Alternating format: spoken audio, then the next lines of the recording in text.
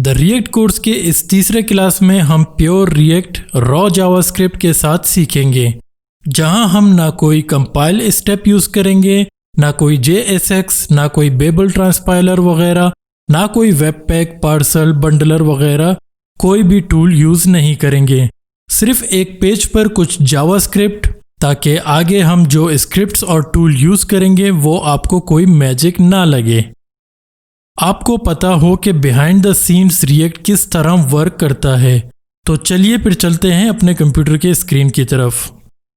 अगर आपने अभी तक हमारा चैनल सब्सक्राइब नहीं किया तो अभी सब्सक्राइब के बटन पर क्लिक करें और घंटी की बटन को क्लिक करके ऑल को सेलेक्ट करें, ताकि हर नई आने वाली ट्यूटोरियल्स या कोर्सेज की अपडेट आपको फौरन मिलती रहे।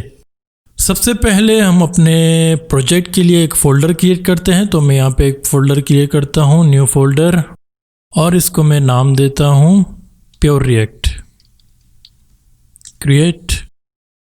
ओके, और अब हम अपने इस फोल्डर को विजुअल स्टूडियो कोड में ओपन करते हैं।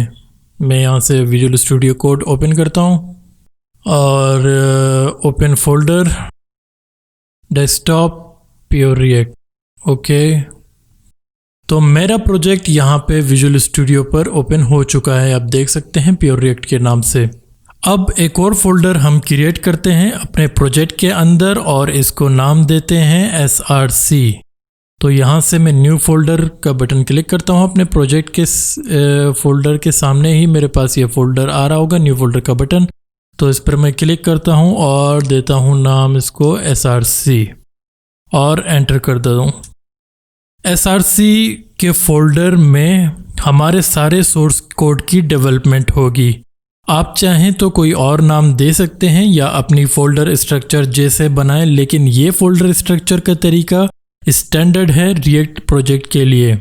और फिर इसमें हम एक फाइल क्रिएट करते हैं और इसको नाम देते हैं index.html। New file index.html। अब इसमें हम अपनी पूरी HTML का स्ट्रक्चर देते हैं, जो कि हमारे HTML हेड, बॉडी वगैरह। तो विजुअल स्टूडियो कोड में एक बिल्कुल ही शॉर्टकट तरीका है, जिसमें मैंने अगर HTML:5 लिखा और टैब दबा दिया तो ये पूरा स्ट्रक्चर HTML का हमारे पास आ जाएगा। ये कहलाता है एमिट। एमिट सिर्फ विजुअल स्टूडियो के लिए स्पेसिफिक नहीं है, ये आप किसी भी अपने IDE के साथ यूज़ कर सकते हैं। और ये तो एमिट बिल्ट इन है विजुअल स्टूडियो के साथ, इसलिए हम उसे यूज़ करेंगे। बाकी आपके अगर IDE में बिल्ट इन नहीं है तो आप उसके लिए एक्सटेंशन इंस्टॉल कर सकते हैं। एमिट तकरीबन सारे ही IDE में अवेलेबल है। तो मैं फिर से HTML:5 लिखता हूँ और इसे टैब, तो ये हमारे पास हमारे HTML का पूरा स्ट्रक्चर आ जाएगा। एमिट की एक और एग्जांपल लेते हैं। जैसे मैंने यहाँ पे div लिखा, टैब दबाया, तो हमारे पास div का पूरा कोड आ जाएगा, ये एलिमेंट आ जाएगा। ठीक है, फिलहाल मैं इसे हटा देता हूँ। ठीक है, ये हमारे HTML का स्ट्रक्चर आ चुका है। अब बॉडी के अंदर हम एक div क्रिएट करेंगे और उसको एक ID देंगे रूट के नाम से, जहाँ जो हमारी एप्लीकेशन का मेन कंटेनर होगा, जहाँ पर हमारा एप्लीकेशन रेंडर होगा। तो मैं यहाँ पे div, या तो इसका और शॉर्ट तरीका मैं आपको बता देता हूँ, मैंने हैश रूट। ठीक है, ये CSS सेलेक्टर है। अगर आप CSS जानते होंगे तो आपको ये समझ आ रहा होगा कि ये हैश रूट एक CSS सेलेक्टर है, मतलब ID रूट। तो जैसे ही मैंने हैश रूट दिया और टैब प्रेस किया तो मुझे इसने div ID रूट के नाम से एलिमेंट बनाकर दे दिया, HTML एलिमेंट। ठीक है, तो एमिट बहुत ज़बरदस्त टूल है, आप इसको यूज़ करें तो आपकी काफ़ी सोर्स कोड की एडिटिंग फास्ट हो जाएगी। और फिर इस div के अंदर हम टेक्स्ट देते हैं नॉट रेंडर्ड। ठीक है, नेक्स्ट स्टेप हमारा है, जो जब भी हम कोई जावास्क्रिप्ट वगैरह अपनी पेज के अंदर यूज़ करते हैं तो उसके लिए, जैसे हम अगर jQuery यूज़ करते हैं तो उसके लिए हम स्क्रिप्ट की फ़ाइल इसमें इंक्लूड कर देते हैं। तो वैसे ही हम यहाँ पे रिएक्ट यूज़ कर रहे हैं तो हम इसमें रिएक्ट के स्क्रिप्ट यूज़ करेंगे। तो मैं यहाँ पे लिखता हूँ स्क्रिप्ट और यहाँ पे एमिट ने मुझे सजेशन दे दी है, तो मैं यहाँ पे स्क्रिप्ट कॉलन सोर्स पर एंटर कर देता हूँ या टैब प्रेस करें।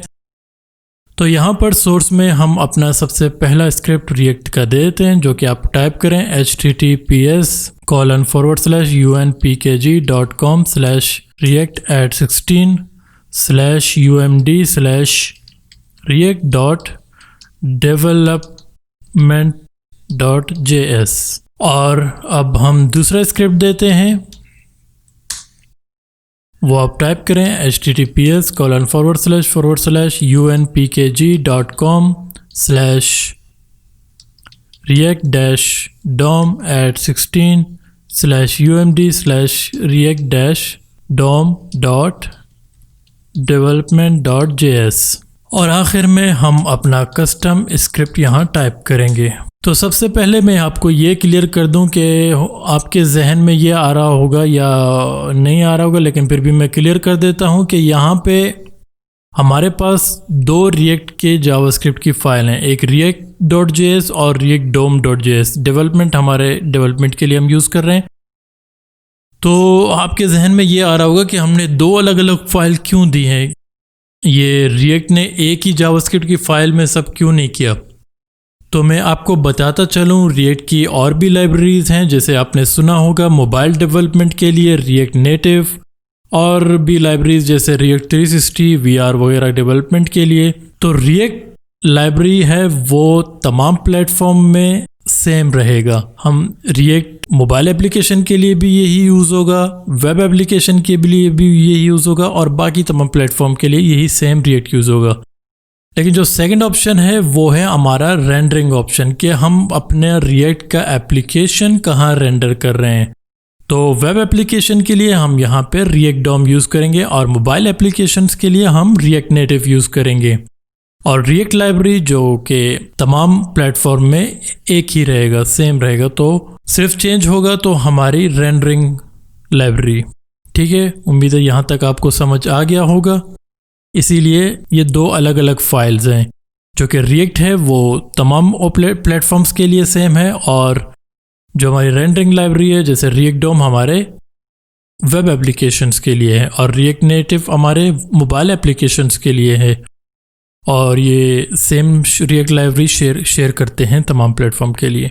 तो चलिए चलते हैं, अपने इस रिएक्ट की एप्लीकेशन को सेव करते हैं और अपने ब्राउज़र पे ओपन करते हैं। मैं यहाँ पे फायरफॉक्स यूज़ कर रहा हूँ, आप तो चाहें तो इस फाइल को जाके अपने फोल्डर से डबल क्लिक करके ओपन कर सकते हैं। डेस्कटॉप प्योर रिएक्ट src यहाँ से आप ओपन कर सकते हैं, चाहे तो डायरेक्टली अपने ब्राउज़र के फाइल मेन्यू से इसे ओपन कर सकते हैं। तो मैं यहाँ से इसे ओपन करता हूँ, और ठीक है, desktop pure react src index.html मैंने यहाँ से ओपन कर दिया। तो ये हमारे पास नॉट रेंडर्ड ऑप्शन आ चुका है, जो कि हमने डिव में दिया था। लेकिन ये कुछ हमें रिएक्ट दिख नहीं रहा, कोई रिएक्ट का काम, रिएक्ट एप्लीकेशन जो हमने बनाया हुआ है वो हमें यहाँ पे कुछ दिख नहीं रहा, नॉट रेंडर आ रहा है। ऐसा क्यों? वो इसलिए कि हमने अभी तक अपने स्क्रिप्ट में कुछ टाइप ही नहीं किया, हमने कोई रिएक्ट का एप्लीकेशन, कोई कंपोनेंट वगैरह नहीं बनाया। तो चलिए सबसे पहले हम अपनी कुछ बेसिक रिएक्ट की कुछ स्क्रिप्टिंग करते हैं और फिर आपको समझाते हैं। तो सबसे पहले मैं यहाँ पर एक फंक्शन बनाता हूँ, const app is equal to function. अच्छा, ये एक एरो फंक्शन है, ये ES6 में है जावास्क्रिप्ट के। तो अगर आप ये शॉर्ट फॉर्म ऑफ फंक्शन है, आप चाहें तो इस तरह भी कर सकते हैं, फंक्शन, और चाहें तो आप एरो फंक्शन यूज़ कर सकते हैं। तो ये फंक्शन का शॉर्ट फॉर्म है, ठीक है, जो कि ES6 में इंट्रोड्यूस किया गया है। तो हम अपने इस फंक्शन में रिटर्न करते हैं, return react dot create element, और इसके अंदर हम देते हैं सबसे जो पहला पैरामीटर है वो है div, सेकंड empty ऑब्जेक्ट, और थर्ड है react dot create element h1 empty object और h1 के अंदर उसका टेक्स्ट। ठीक है, ये हमारा रिएक्ट का कंपोनेंट बन चुका है। रिएक्ट में तमाम काम कंपोनेंट बेस्ड होते हैं। आप चाहे अपना पेज बनाएं तो वो पेज कंपोनेंट बनता है, आपका पूरा एप्लीकेशन भी कंपोनेंट होता है, और आपके पेज के अंदर भी जितने भी चीज़ें हैं जैसे डिव हुआ, आपका कोई हेडर फुटर, हेडर अलग कंपोनेंट, फुटर अलग कंपोनेंट, बॉडी अलग कंपोनेंट। तो कंपोनेंट कंपोनेंट कंपोनेंट रिएक्ट एक पूरा कंपोनेंट सिस्टम है।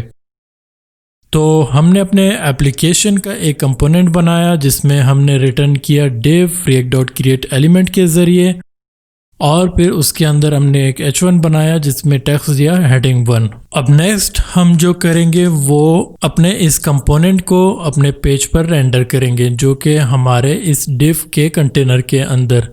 div id root हमारा एक कंटेनर है जिसमें हमारा एप्लीकेशन पूरा रेंडर होगा। ठीक है, तो हम चलते हैं नेक्स्ट अपने स्टेप की तरफ, जो कि आप टाइप करें react dom dot render. Render method के पहले पैरामीटर में जाएगा वो होगा हमारा ऐप। तो मैं यहाँ पे लिखता हूँ react dot create element app, जो कि ये कंपोनेंट है हमने अभी बनाया था, वो हमने यहाँ पे दे दिया। और दूसरा ऑप्शन ये है कि हमें अपना एप्लीकेशन कहाँ रेंडर करवाना है। हमें अपने इस div कंटेनर के अंदर अपना एप्लीकेशन रेंडर करवाना है जिसकी आईडी है रूट। तो simple JavaScript document dot gate element by ID जिसकी आईडी है रूट। तो यहाँ पर मैं आपको थोड़ा समझा देता हूँ कि react.createElement का काम क्या है। react.createElement एक तो तरीका ये है जिसमें हमने ये स्ट्रिंग div दिया हुआ है, और दूसरा तरीका ये है जिसमें हमने अपना कंपोनेंट बनाया हुआ है। ये जो पहला तरीका है react.createElement div, तो हम React को ये बता रहे हैं कि आप एक div एलिमेंट क्रिएट करें। तो react.createElement एक div एलिमेंट क्रिएट करेगा जो हमें फिर रिटर्न में div का HTML एलिमेंट देगा। दूसरा ऑप्शन जो ये मैंने यहाँ पे एम्प्टी ऑब्जेक्ट दिया हुआ है, ये मेरे एलिमेंट के एट्रीब्यूट्स यहाँ पे आएंगे। जैसे अगर मुझे अपने div को आईडी देना है, स्टाइल देना है वगैरह, वो यहाँ पे शो होंगे। अभी हमें कुछ नहीं देना तो इसलिए मैंने इसे एम्प्टी छोड़ दिया है। और थर्ड ऑप्शन है, तो मैंने कहा कि div के अंदर एक और h1 हेडिंग, उसके अंदर चाइल्ड एलिमेंट हमने बनाया, और चाइल्ड एलिमेंट का भी कोई एट्रीब्यूट हमने नहीं दिया, और उसका जो चाइल्ड है वो हमने टेक्स्ट दे दिया हेडिंग 1। ठीक है, यहाँ तक तो क्लियर हो चुका है। react.createElement का काम यह है कि आपको HTML एलिमेंट क्रिएट करके देगा जो कि फिर बाद में आपके पेज पर रेंडर होगा। और दूसरा react.createElement का काम यह है कि आपके कंपोनेंट के इंस्टेंस क्रिएट करेगा। जैसे अभी जो ये हमने अपना कंपोनेंट बनाया हुआ है, ये जस्ट एक कंपोनेंट का क्लास है। जैसे अगर आपने ऑब्जेक्ट ओरिएंटेड पढ़ा है तो ऑब्जेक्ट ओरिएंटेड में क्या होता है कि हम अपने ऑब्जेक्ट के क्लास बनाते हैं और फिर उस क्लास से हम मुख्तलिफ ऑब्जेक्ट बनाते हैं, इंस्टेंस बनाते रहते हैं। तो यहाँ पर हमने वही सेम प्रोसीजर किया हुआ है। यहाँ पर हमने अपने एप्लीकेशन कंपोनेंट का क्लास बनाया हुआ है और यही कंपोनेंट हम रीयूज़ बार बार कर सकते हैं जहाँ हमें रेंडर करना पड़ेगा।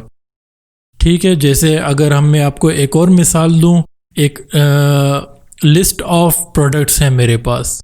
लिस्ट ऑफ प्रोडक्ट्स में क्या होगा, कंपोनेंट हमारा सेम होगा, एक प्रोडक्ट का कंपोनेंट सेम होगा, उसके अंदर के सिर्फ वैल्यूज़ चेंज होंगे। तो वही कंपोनेंट हम बार बार रिपीट करेंगे, सिर्फ उसके अंदर के जो प्रॉपर्टीज़ होंगे वो चेंज होते रहेंगे, जो थोड़ी देर में आपको प्रॉपर्टीज़ के बारे में भी बता दूंगा।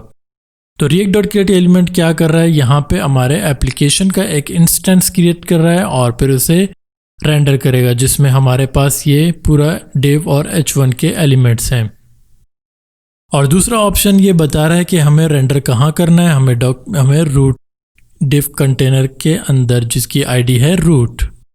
ठीक है, यहाँ तक तो आपको क्लियर हो चुका है। तो चलिए चलते हैं अपने ब्राउज़र की तरफ और इसे चेक करते हैं। मैंने इसे सेव कर दिया और मैं अपना ब्राउज़र ओपन करता हूँ।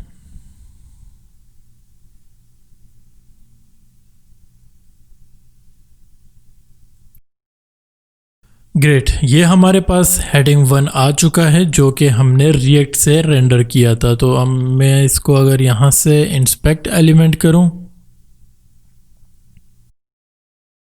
तो आप देख सकते हैं ये वो डिव है जो जिसकी आईडी रूट हमने दी हुई थी। ये हमारे कंटेनर है जो हमारे बेस है एप्लीकेशन की। और दूसरा जो डिव हमने बनाया था ये react डॉट क्रिएट एलिमेंट के ज़रिए बनाया था, जिसका चाइल्ड हमने h1 दिया था और इसमें हमने कोई एट्रीब्यूट नहीं दी, जो कि हमने एम्प्टी ऑब्जेक्ट छोड़ा था। ठीक है, और उसके अंदर हमने h1 दिया था और h1 के अंदर हमने हेडिंग 1 दिया था। तो ये सक्सेसफुली हमने रिएक्ट से रेंडर कर दिया। तो चलिए अपने नेक्स्ट स्टेप की तरफ, वो ये कि हम अपने इस स्क्रिप्ट को जो कि हमने इनलाइन स्क्रिप्ट यहाँ अपने पेज के अंदर किया हुआ है, इसको एक अलग स्क्रिप्ट के पेज के अंदर करेंगे। जो रिकमेंडेड तरीका है, आप कभी भी अपना स्क्रिप्ट इनलाइन पेज के अंदर ना लिखें, हमेशा स्क्रिप्ट के लिए एक अलग फाइल बनाएं। तो मैं यहाँ पर सोर्स फोल्डर के अंदर एक और फाइल क्रिएट करता हूँ। सोर्स फोल्डर को राइट क्लिक करता हूँ और यहाँ पर न्यू फाइल, मैं इसको नाम दे देता हूँ app.js। एंटर किया और फिर अपनी ये तमाम स्क्रिप्ट में कॉपी करके वहाँ पेस्ट कर देता हूँ। मैंने यहाँ से कट करके कट किया और पेस्ट। ठीक है, और फिर अपने इस स्क्रिप्ट में अपने उस स्क्रिप्ट का लोकेशन देता हूँ जो कि सोर्स app.js। ठीक है, मैं इसको सेव कर देता हूँ। मैं इसको यहाँ से भी सेव कर देता हूँ और अपना ब्राउज़र चेक करता हूँ कि कोई एरर तो नहीं। मैं यहाँ से रीलोड कर देता हूँ। ठीक है, तो चलिए मैं यहाँ पर एक और कंपोनेंट क्रिएट करता हूँ जो कि मैं नाम देता हूँ कॉन्स्ट कार। तो मैंने इसको एरो फंक्शन दिया और फिर return react dot create element h1। इसको कोई एट्रीब्यूट मैंने नहीं दिया और इसको मैं टोयोटा कर देता हूँ। ठीक है, और फिर हम चलते हैं अपने एप्लीकेशन में, इस कार को रेंडर करते हैं। ठीक है, तो जैसे एक और चीज़ मैं आपको बताऊँ, जैसे मैंने यहाँ पे heading react dot create element h1 दिया है, तो या तो हम ये भी कर सकते हैं या तो हम यहाँ पे एरे ऑफ कंपोनेंट्स दे सकते हैं। तो जैसे मैं आपको दिखा दूँ, मैंने ये एंटर किया, इसको थोड़ा सा मैं सी कर दूँ। ठीक है, तो इसको मैं करता हूँ एरे के अंदर और यहाँ पे मैं अपना दूसरा कंपोनेंट जो कि कार मैंने अभी बनाया था वो यहाँ पे मैं देता हूँ react डॉट क्रिएट एलिमेंट, और मैंने अपने कार का यहाँ पर इंस्टेंस क्रिएट किया जो कि होपफुली रेंडर होना चाहिए हमारे पेज के अंदर। चलिए इसको सेव करते हैं और चेक करते हैं।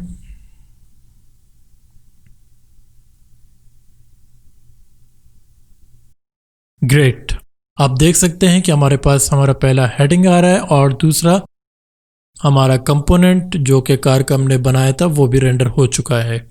और अब हम यहाँ पर मज़ीद कार के इंस्टेंस क्रिएट करेंगे, जिसे react dot create element car, और मैं इसे कॉपी करके पेस्ट कर देता हूँ।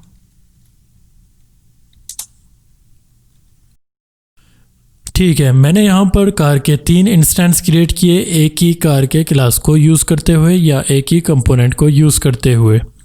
तो मैं इसे सेव कर देता हूँ और फिर से अपने ब्राउज़र पे चेक करता हूँ। ठीक है, तो आप यहाँ पर देख सकते हैं कि हमारे कंपोनेंट के 3 इंस्टेंस क्रिएट हो गए हैं। एक ही कंपोनेंट को हमने रीयूज़ किया और उसके इंस्टेंस क्रिएट किए। तो चलिए चलते हैं अब अपने प्रॉप्स की तरफ, जो कि अभी हमने कार के 3 इंस्टेंस क्रिएट किए हैं, लेकिन तीनों के वैल्यूज़ टोयोटा आ रहे हैं। तो अब हम चाहते हैं कि हमारे प्रॉपर्टीज़ जब हम इंस्टेंस क्रिएट करें तो वहीं पे हम उसकी वैल्यू दें और वो कंपोनेंट उसी बेस के हिसाब से चेंज होता रहे। तो सबसे पहले हम ये काम करते हैं कि हम अपने फंक्शन पैरामीटर में यहाँ पे देते हैं प्रॉप्स। आप प्रॉप्स की जगह कुछ और भी लिख सकते हैं, कोई रिक्वायर्ड नहीं है लेकिन रिकमेंडेड है, आपको ये हर जगह रिएक्ट में प्रॉप्स ही मिलेगा। ठीक है, तो यहाँ पर मैंने दिया प्रॉप्स डॉट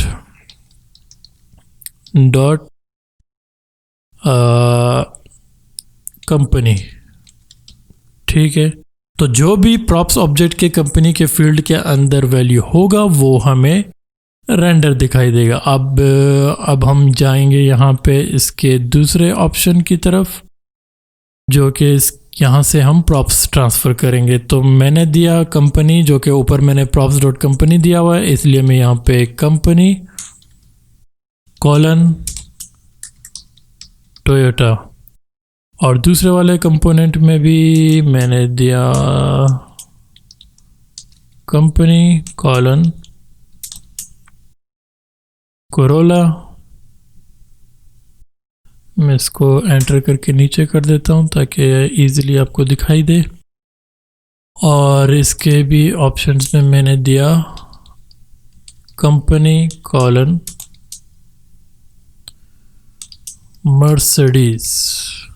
मर्सिडीज़ का स्पेलिंग यही है, ये नहीं, आई डोंट नो। तो मैं इसे सेव करता हूँ और चेक करते हैं। मैंने यहाँ पर रिफ़्रेश किया तो आप देख सकते हैं तीनों कंपोनेंट्स के अलग अलग वैल्यूज़ आ रहे हैं। मैंने सिर्फ क्या दिया, यहाँ पे प्रॉप्स कंपनी का वेरिएबल दिया और फिर जहाँ जहाँ मैं इसको क्रिएट करता रहा हूँ वहाँ से वैल्यू में चेंज करता रहा हूँ। तो जैसे ही इसकी एक एग्जांपल, रियल लाइफ एग्जांपल ये है कि हम अपने API से डेटा उठाएंगे और फिर अपने कंपोनेंट्स में डिफरेंट वैल्यूज़ रेंडर करते रहेंगे। ठीक है, यहाँ तक आपको क्लियर हो चुका होगा। प्रॉप्स का एक तो तरीका ये है, दूसरा तरीका जैसे मैं आपको जैसे डीस्ट्रक्चरिंग प्रॉप्स। ठीक है, एक तो तरीका ये है कि मैंने यहाँ पे प्रॉप्स दिया और प्रॉप्स डॉट कंपनी की कर दिया। दूसरा तरीका ये है कि मुझे ये प्रॉप्स को डीस्ट्रक्चरिंग करना है। उसके लिए मैंने यहाँ पे ऑब्जेक्ट दिया, क्योंकि मुझे पता है प्रॉप्स एक ऑब्जेक्ट है और उसके अंदर एक कंपनी का एट्रीब्यूट है, तो मैंने यहाँ पे कंपनी दिया। तो दिस इज़ कॉल्ड डीस्ट्रक्चरिंग। ठीक है, तो अब मुझे यहाँ पे प्रॉप्स डॉट कंपनी देने की ज़रूरत नहीं है, मैं डायरेक्ट यहाँ पे कंपनी दे देता हूँ। ठीक है, इसे सेव करते हैं और चेक करते हैं, सेम रिजल्ट। ठीक है, हम सक्सेसफुली अपना कंपोनेंट रेंडर कर चुके हैं। ओके, तो हम रिएक्ट की एप्लीकेशन कामयाबी से बना चुके हैं और अब आप एक रिएक्ट निंजा बन चुके हैं और अपनी CV को अपडेट कर सकते हैं।